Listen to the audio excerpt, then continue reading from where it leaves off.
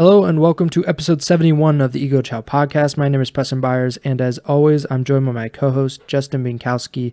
And on today's episode, we have a not-so-mid-season award watch for you, something to fill the time between Major 3 and the Major 4 qualifiers.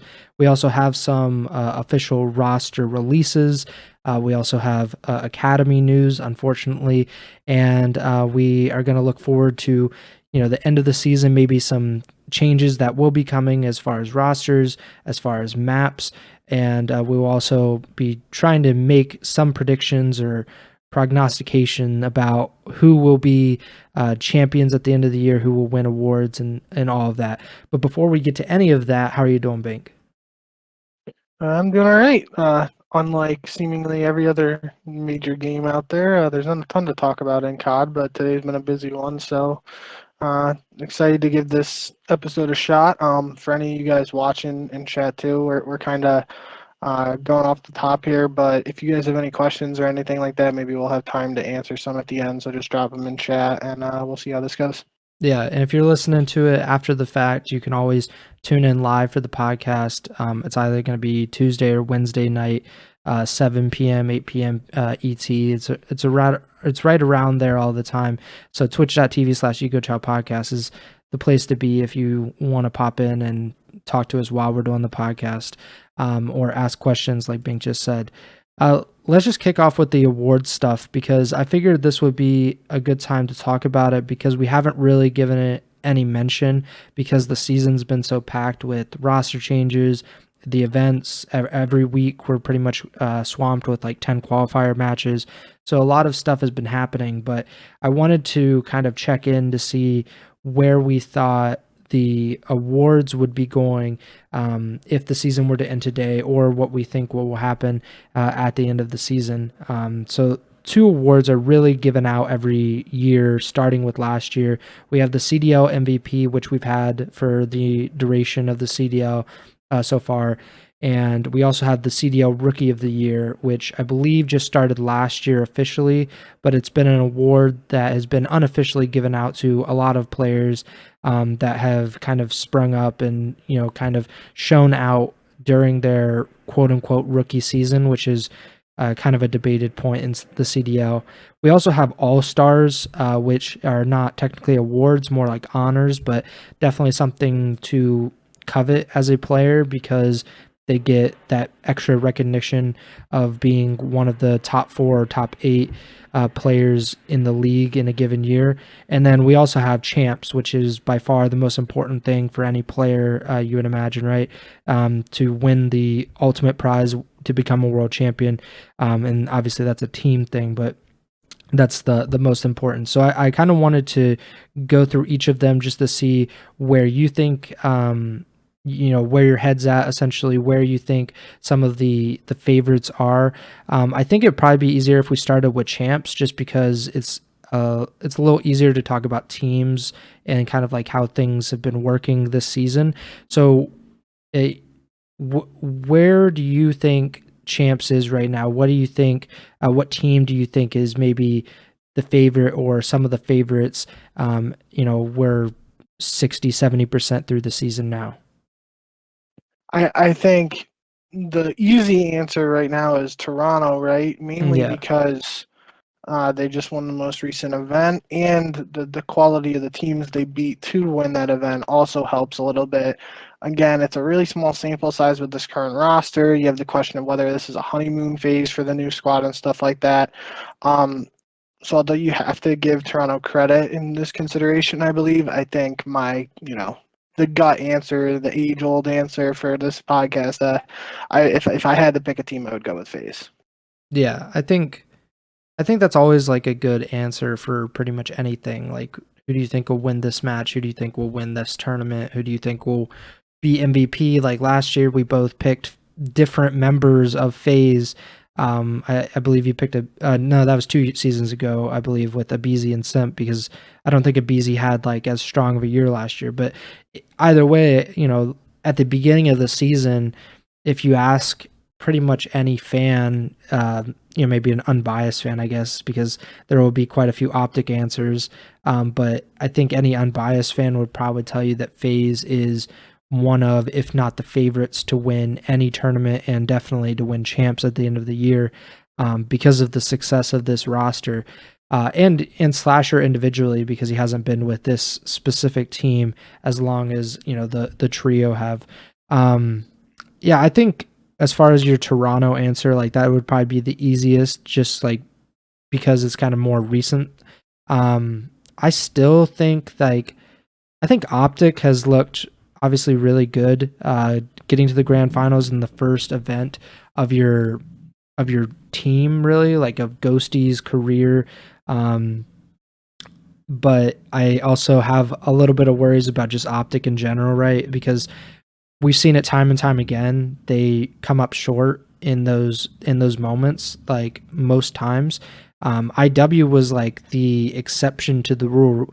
They usually are like a third, fourth team, and that's been since I started watching Call of Duty in 2013. Like they finished third in 2013.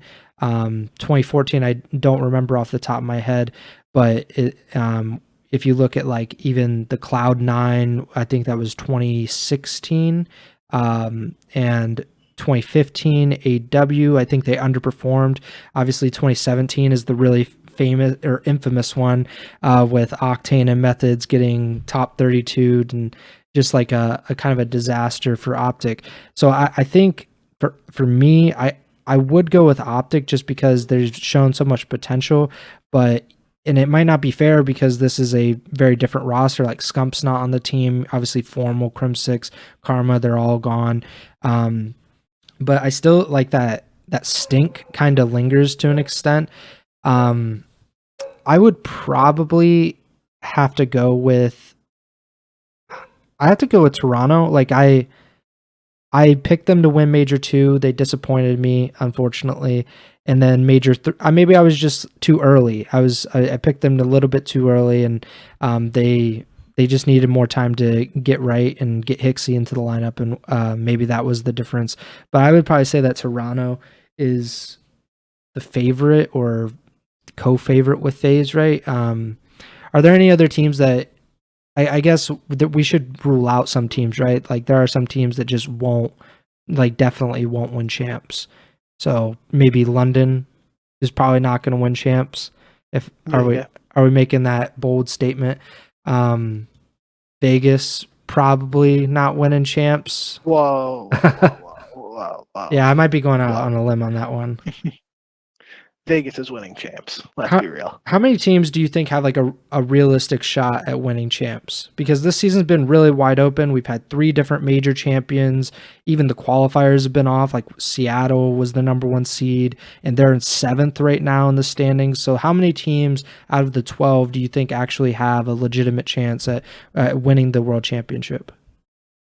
I think 6, and I think 6 discredits Boston, who also looked pretty well, or did play pretty well at the last major too. But Atlanta, Toronto, the Thieves, you have to throw the defending champs in there. Mm-hmm. Then New York, one major one. You give Optic a shot, like you were just mentioning, and then Seattle. Seattle was playing well recently too. They've been on that roller coaster going up and down, as we've talked about. So I think those 6, and then Boston is just right outside of that.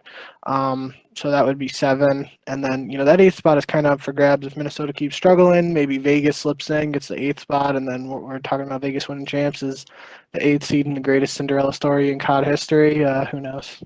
Yeah, I agree with you on the 6. Like Boston, maybe if they have another good cycle, they get like another top 4 at Major 4, then maybe they're a team that is realistic for like it just feels like off, right? Like I don't see them as a contender, where like the teams you listed, Seattle, LAT, New York, Optic, Toronto, Atlanta, I could see any of those 6 winning Major 4, any of those 6 winning Major 5, any of those 6 winning champs.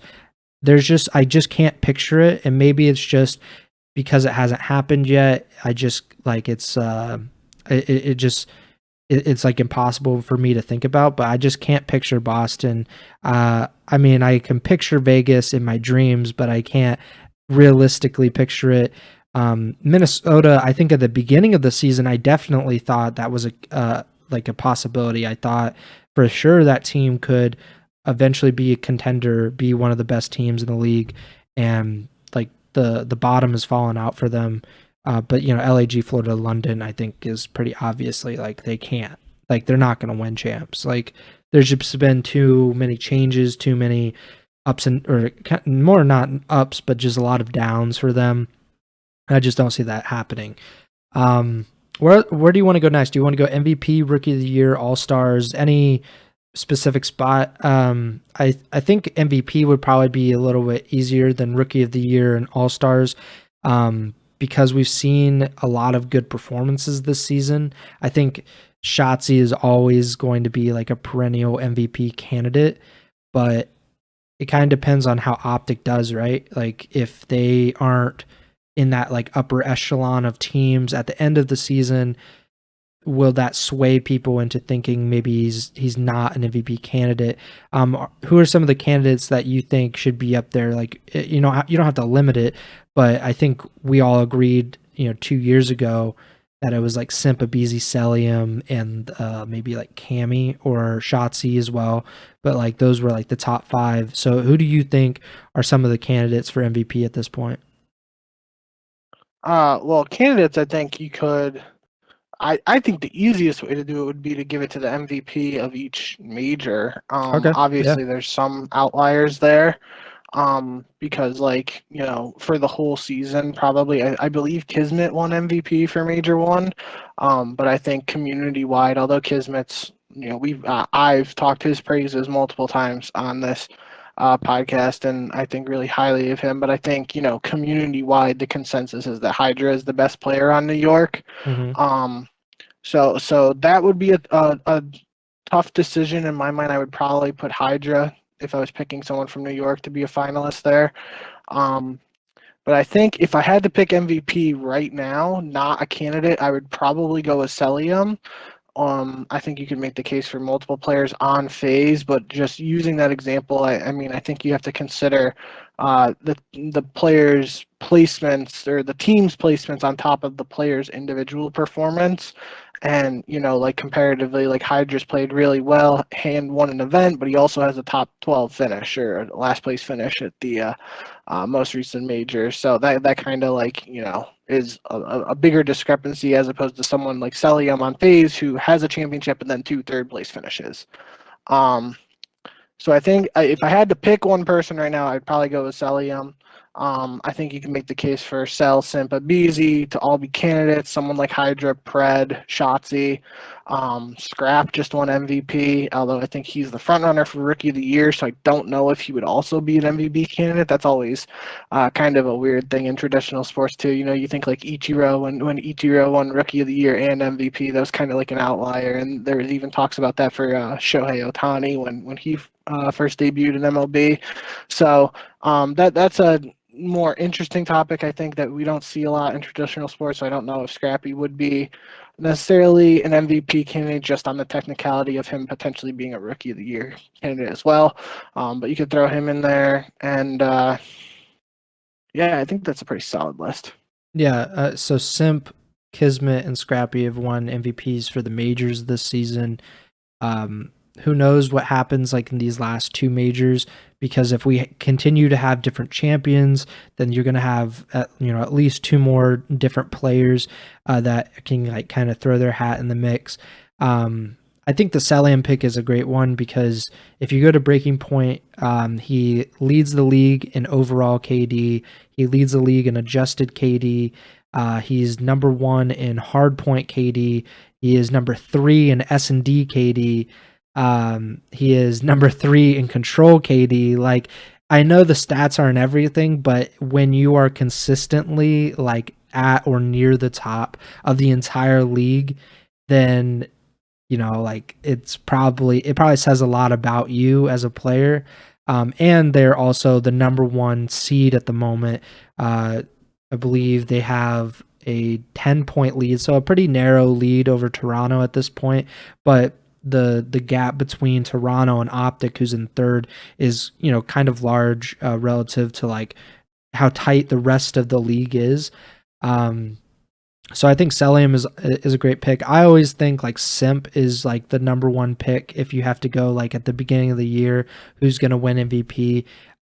He's just like consistently proven to be like I look at his placings as a pro player, and like he has like an average placing of like 3 or 4, and of course like it's kind of skewed because of the CDL and there are fewer teams and whatnot, but like he's won multiple world championships.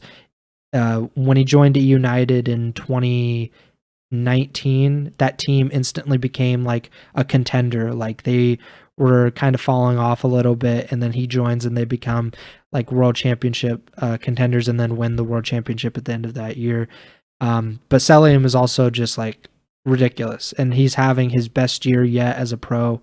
I think he'd probably be the favorite in most people's minds because FaZe is the number one team, and he's been like wiping players off the map consistently as a part of FaZe.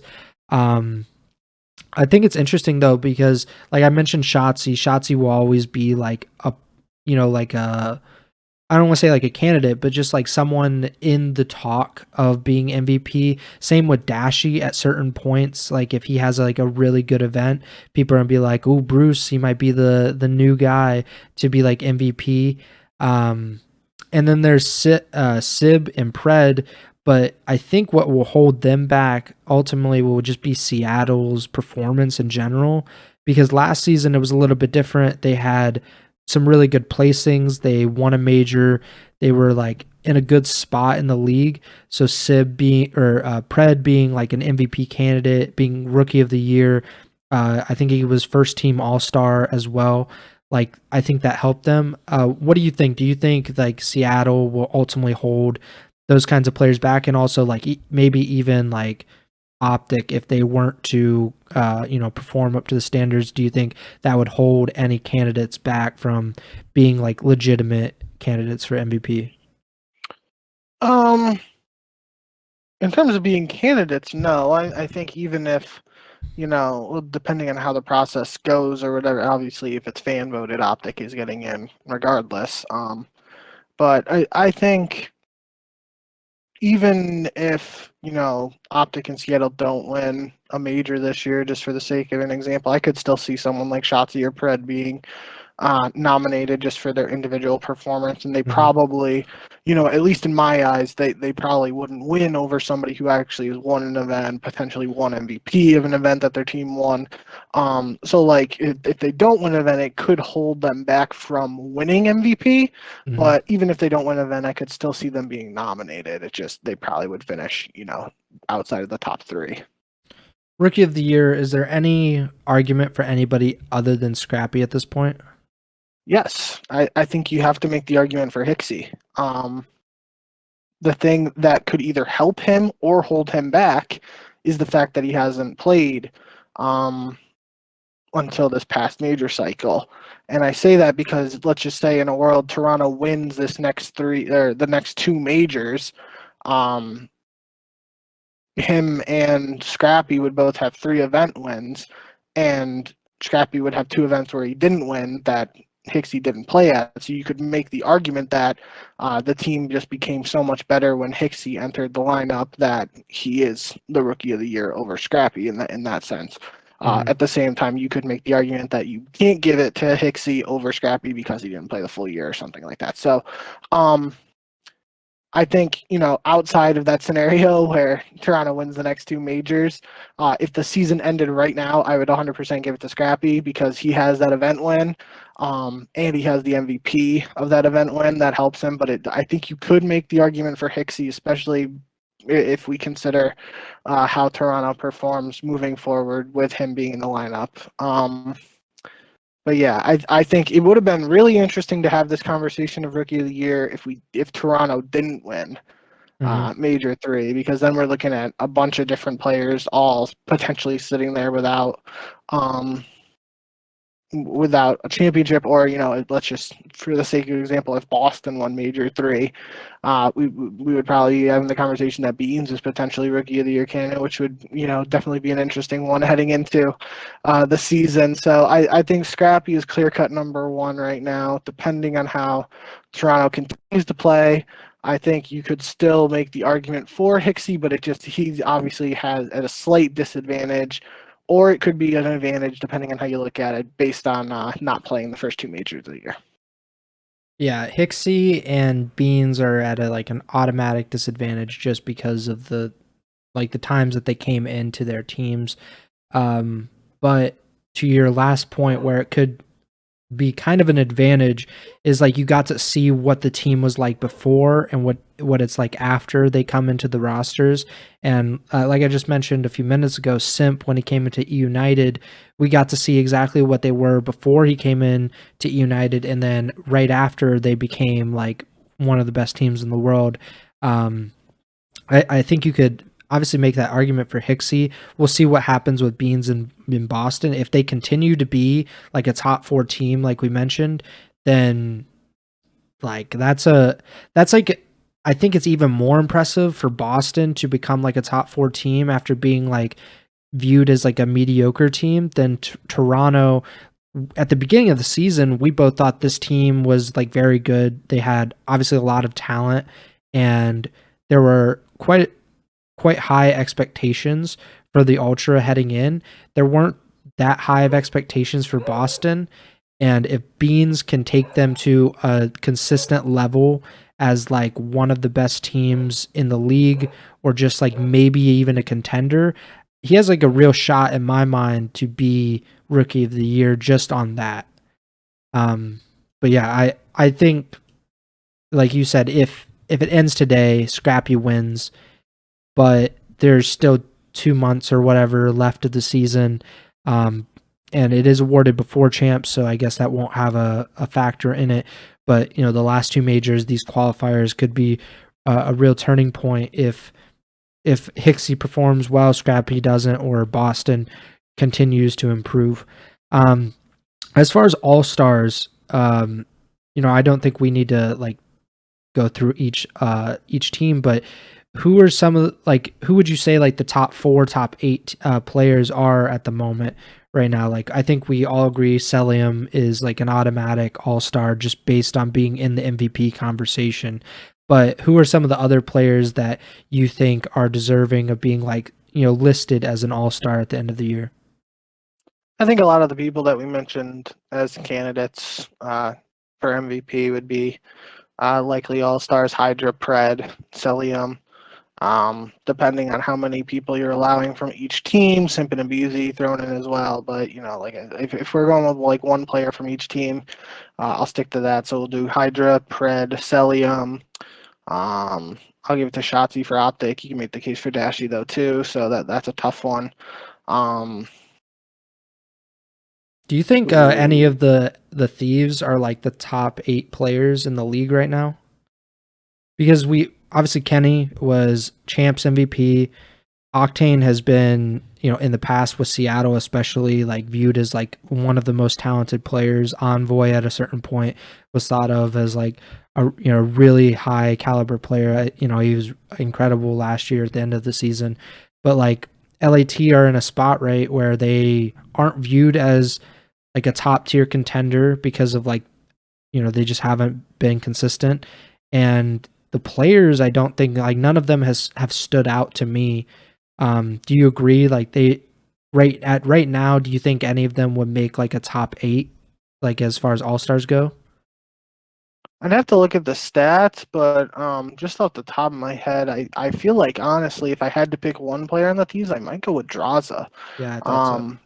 I know he's been putting in a lot of time in ranked play, and I know that obviously has nothing to do with all-stars, but obviously it helps in terms of getting better at the game and stuff like that. And I think he's performed pretty well. And when the Thieves are firing on all cylinders, he seems to be a huge catalyst for that. But all of those players have pop off potential at different times. And I think that's what makes the Thieves such a good team. Is it's it's not like Seattle's relying on Sib and Pred to go off. You can have an off game from Kenny, for example, and Envoy or Draza will pick up the slack or vice versa. So that might make it tougher to pick one all-star for the Thieves, but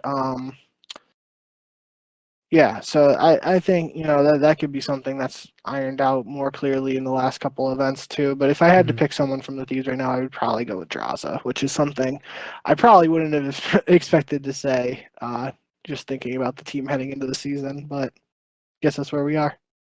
Yeah, so they're tied they're in 5th place by themselves, 5 points back from New York in 4th, 10 points ahead of Boston in 6th.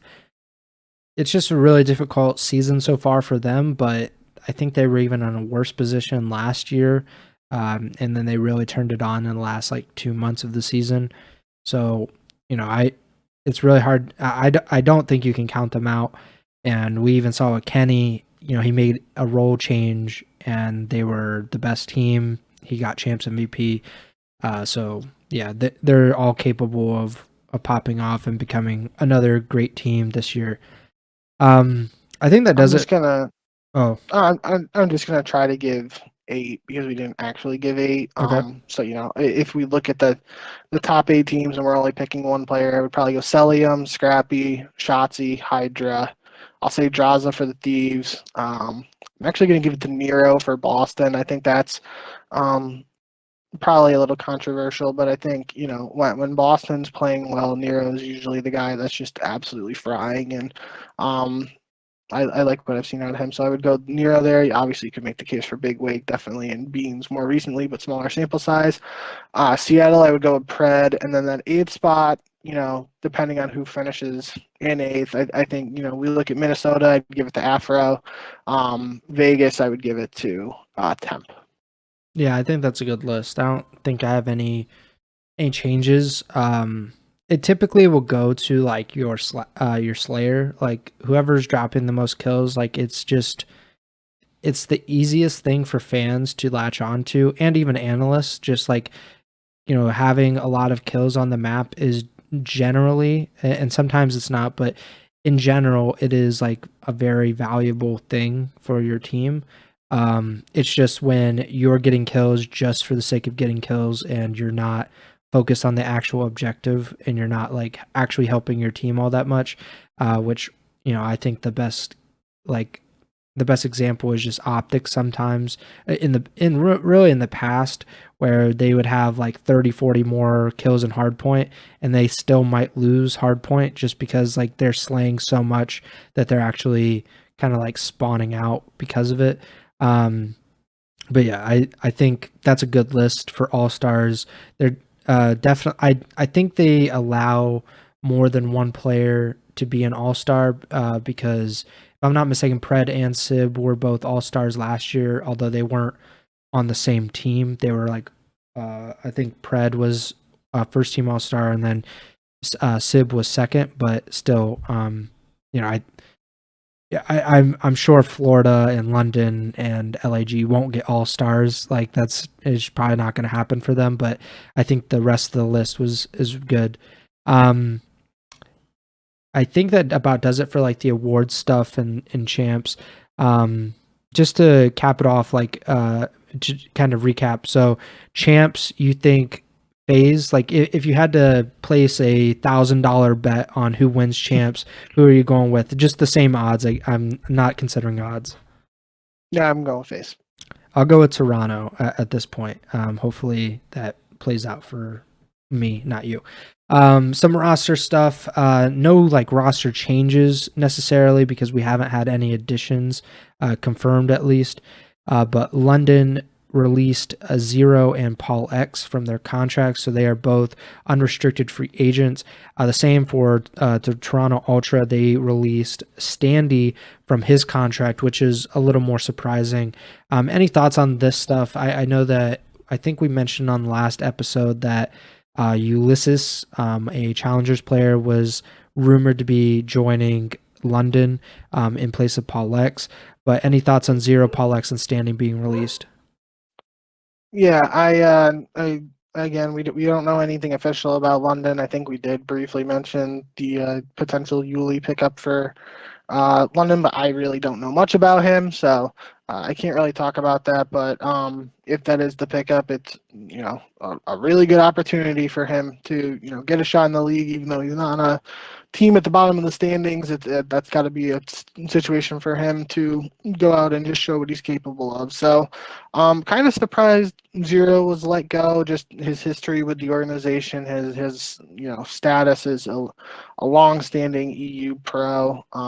But we'll have to see if he's able to find his way back. And then Paul X, he's kind of been in this cycle over the last year plus of just getting on teams, getting dropped, getting benched, getting on another team, helping them, then getting benched again. So looking forward to seeing what he's able to cook up and potentially see if he gets on another good team or if he's able to make something happen in challengers. We'll just have to wait and see there. I think Standy though is kind of surprising that he was just outright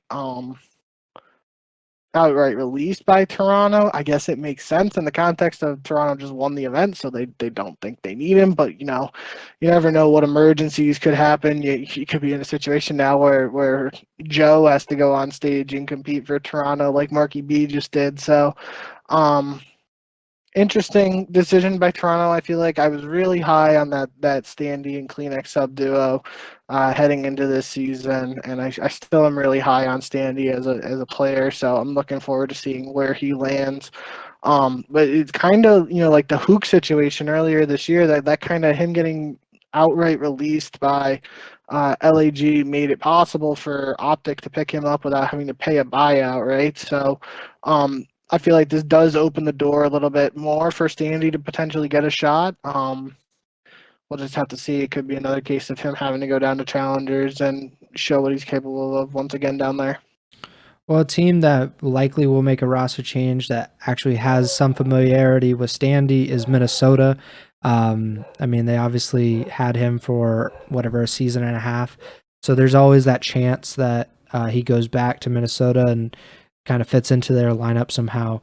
I think Zero and Paul X are just kind of screwed a little bit, like as far as rosters. Like their team did not perform well this season with them in the lineup. It's just like kind of a crappy situation. I know that Zero was like hinting maybe at retiring from COD, which would obviously suck because he's one of the best EU players of all time, right? Like he's part of that Splice roster that won a tournament. It was like one of the first European teams to win a tournament on American soil. He's been a staple in the scene. He really got screwed over by COVID, if I'm not mistaken, about like his visa issues and stuff. So that pretty much kept him out an entire season. And Paul X, like you mentioned, he's just been kind of in this cycle of like being on a team for a few months, getting dropped, being on a team for another few months, and then getting dropped. And it just hasn't worked out for him, like in the long term with any team. So I don't really see a spot for them in the CDL at the moment. Maybe if something pops up, then they'll get a shot. But I think Standy definitely is at this point, like his stock is a lot higher around the CDL. It would appear more likely he gets a chance to prove himself again this season, especially with I think Minnesota is just like the more logical choice because they've had such a bad year, or not even like that much of like a bad season, more just their past month and a half, 2 months has been abysmal, and that's probably going to lead to a roster change sooner rather than later. But if Minnesota doesn't go for him, I'm not sure where he goes, or if he just has to kind of grind it out in challengers until another team makes a change. Also, I think what were you I was saying? just going to say, I think it is worth mentioning. We really haven't heard any even potential rumors of Minnesota making a change. Yeah, that's weird. And as likely as we felt like it would make sense for them to make some sort of change after their performance in Major 3 qualifiers and Major 3. We really haven't had anything. So, with matches starting in a week, a little over a week now at this point, stuff could change, I guess. But I guess I wouldn't be super surprised if Minnesota just runs it back. So, it'll be interesting to see if we hear anything else. But that's certainly just a bit of a head scratcher for me. That is weird. I didn't really think about it, but the fact that like Crone, I know he's not like full-time reporting and stuff, but even Jacob Hale, nobody's really been saying anything about Minnesota. Maybe they decided to keep their roster. It just seemed at the end of the last cycle of at the last major, them saying it's unacceptable, like this can't happen. We really are disappointed. That almost always leads to a roster change, and it'd still be surprising even if they don't make a roster change. I'll be really shocked at just no change at all being made heading into like the last whatever it's 30-40% of the season. Another change, not in the CDL, but the Gorillas dropped their LAG Academy roster, which was Diamond Con, Neptune, Noisy, and Vihos. I don't know how to say his name. But they mentioned that they are keeping Spart as a substitute. But I think it is notable that Neptune and Diamond Con really got like the short end of the stick this season. He was the only player that didn't get called up from their LAG Academy team because they kept Aristides in the lineup. And then he's now getting released. Neptune, he of course had a shot with LAG as well. Didn't work out. And Spart staying on as a substitute. I don't think we've gotten any update about like Aristides and if he's going to be able to play heading into the Major 4 qualifiers, but he also is on that 3-year deal, right? Spart is, and it seemed like a pretty lucrative long-term contract at the time, and he's sticking around. Do you have any thoughts on that? Yeah, I think that's all I was going to really mention here. Obviously, I think it's probably a good thing for Neptune in general that he, has actually been released, and now he has an opportunity to go out and try and find another spot. So I think that's a better situation for him just based on, it seems like the current LAG situation with the reports and stuff going on with the organization. It's not surprising that they dropped the majority of this roster, and could be a cost-cutting effort. And at that same time, it makes sense that Spart would probably be the one to stick around just because you don't know the language of the contract, but there might be like some guarantees and stuff in there with him signing that 3-year deal. So it makes a little sense to me that Spart's the one to stick around. I think, yeah, like you said, we don't know what's going on with Aristides and his hand or that whole situation. So maybe Spart has to fill in for Aristides for a little bit. Who knows? But yeah, I think that's my immediate reaction. I'm just not surprised that LAG made this decision. It kind of sucks just in terms of like,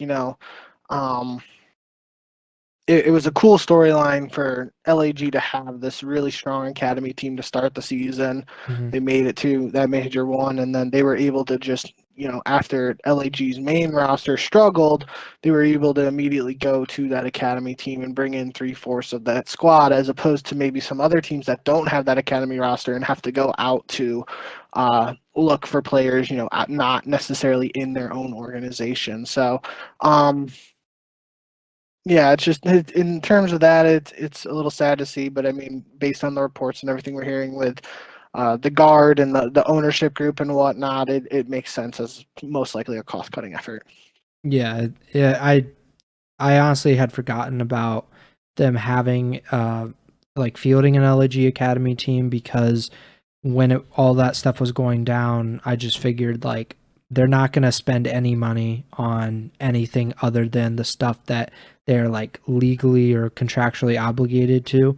And the academy team is probably the easiest thing to cut. I'm not sure how much money they were really getting, but any money that they're going to cut is probably good in the guards case or Kroenke Sports Entertainment.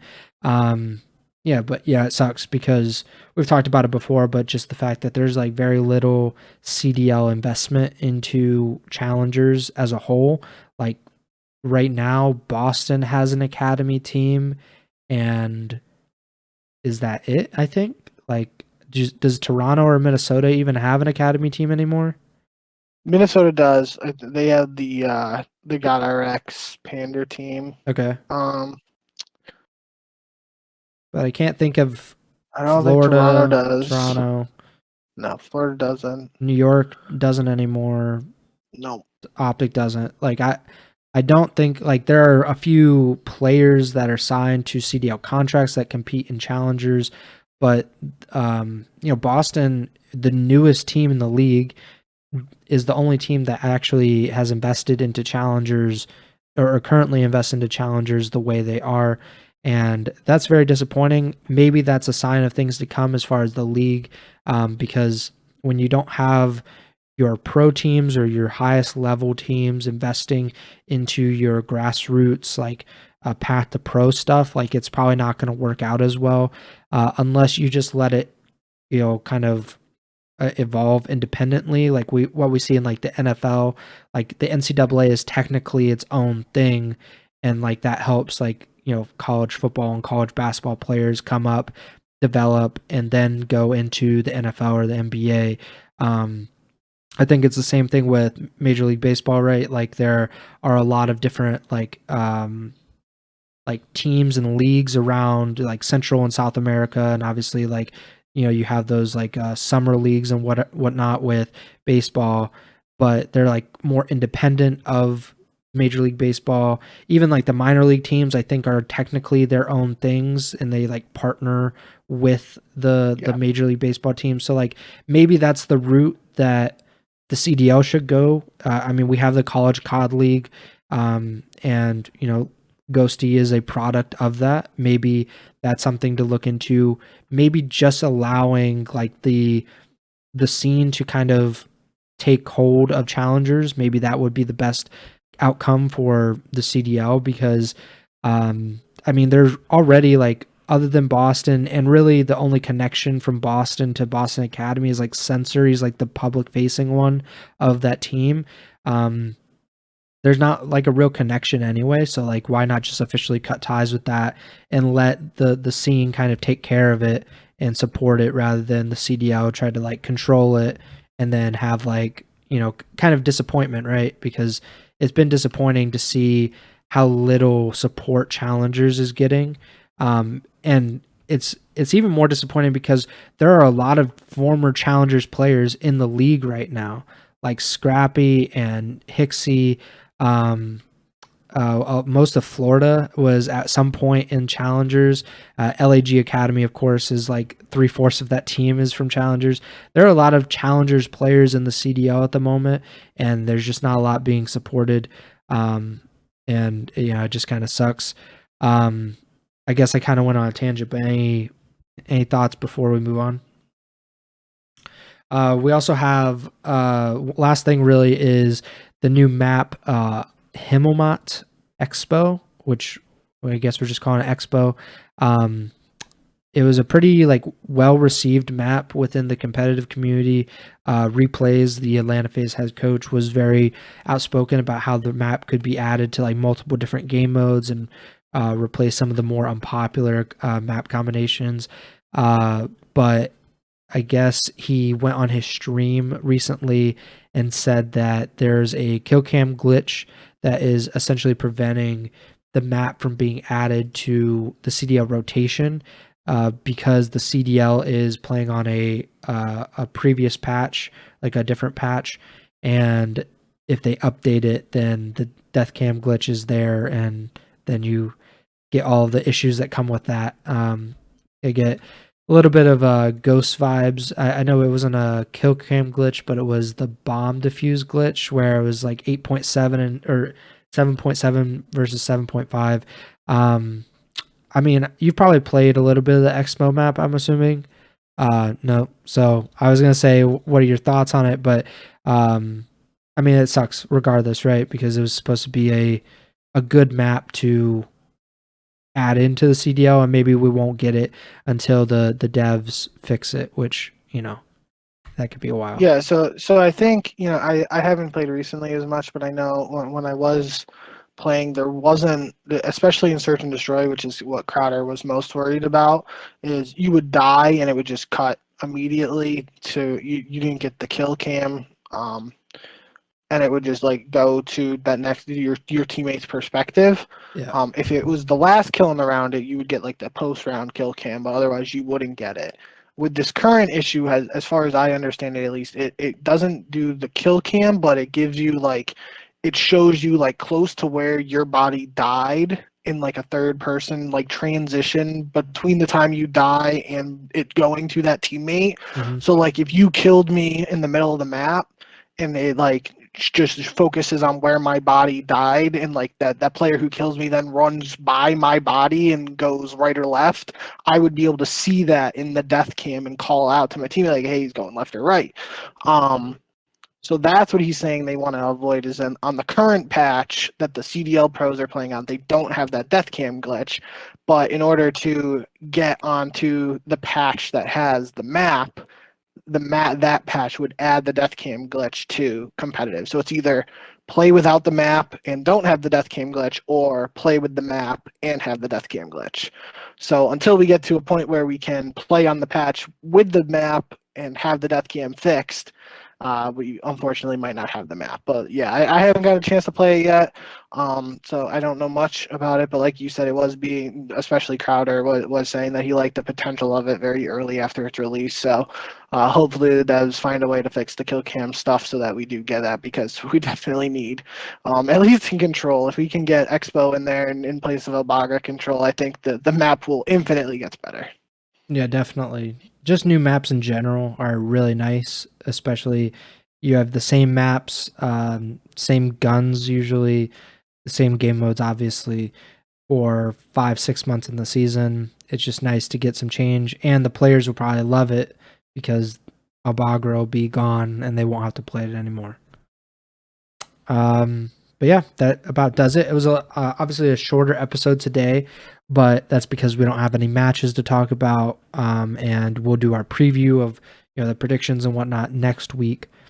But I hope you guys enjoyed this episode. We want to try to stick to one a week, because I know we had that little break earlier in the season, so just trying to keep it on one a week. I think I looked at the CDL schedule, and I don't think there's another 2-week break between Major 4 and Major 5 qualifiers.